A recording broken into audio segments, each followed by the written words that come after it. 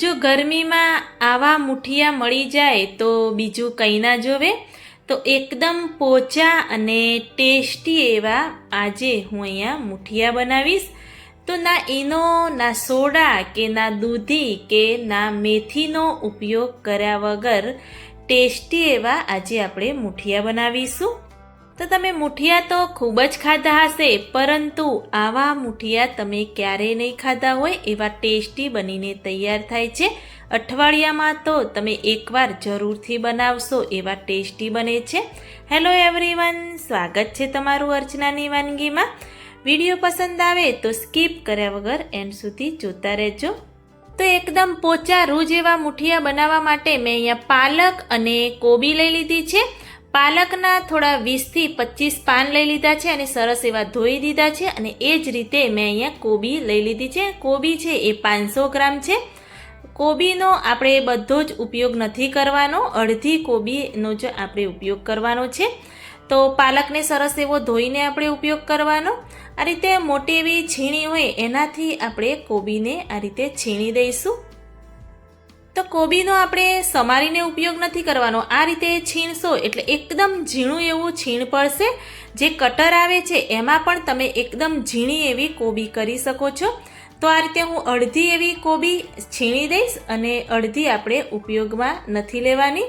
તમે જોઈ શકો છો કે મેં બધી જ કોબી છીણી દીધી છે. અને એ જ રીતે જે પાલક લીધો હતો એને પણ ઝીણો ઝીણો એવો સમારી દીધો છે.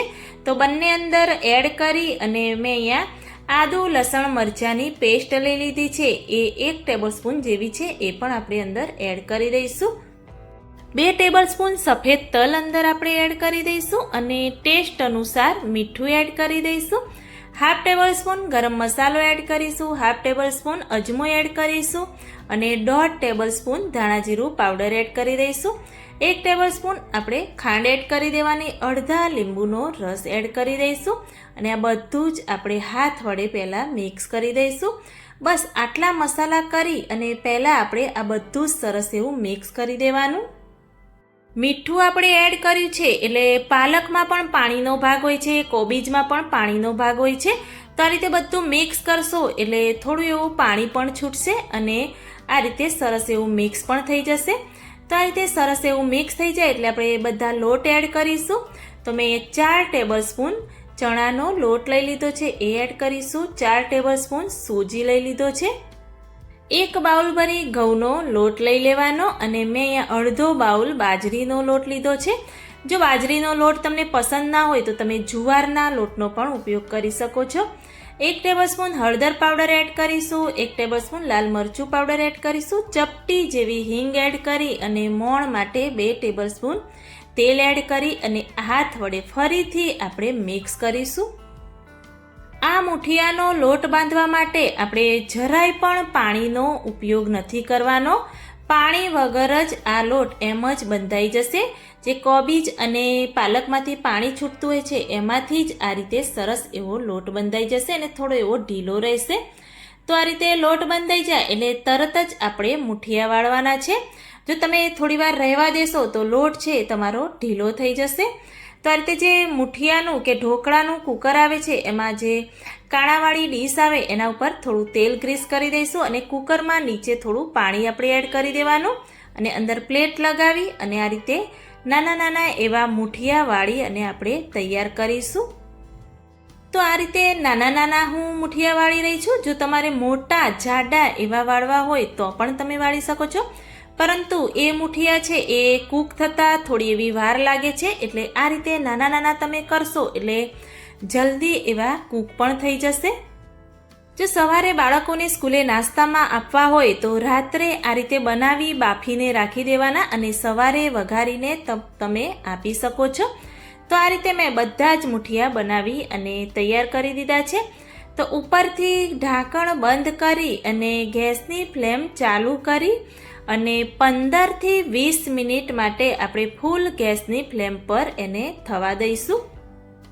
તો 20 મિનિટ જેવું થઈ ગયું છે અને આપણે ચેક કરીશું. તો આ રીતે ચાકુની મદદથી ચેક કરીશું. તમે જોઈ શકો જરાય પણ લોટ ચોંટતો નથી, એટલે સમજી લેવાનું કે આપણા મુઠિયા સરસ એવા કૂક થઈ ગયા છે. આ સમયે ગેસની ફ્લેમ આપણે બંધ કરી દઈશું અને મુઠિયાને એકદમ પ્રોપર એવા ઠંડા થવા દઈશું. પછી એનો આપણે વઘાર કરીશું. તો મુઠિયા સરસ એવા ઠંડા થઈ ગયા છે. તમે જોઈ શકો છો કે એકદમ સરસ એવા ઠંડા થઈ ગયા છે. તો એના આપણે કટ કરી દઈશું. તો આ રીતે ચાકુની મદદથી બધા જ નાના કે મોટા તમારે જે સાઈઝના રાખવા હોય એ રીતે કટ કરી દેવાના.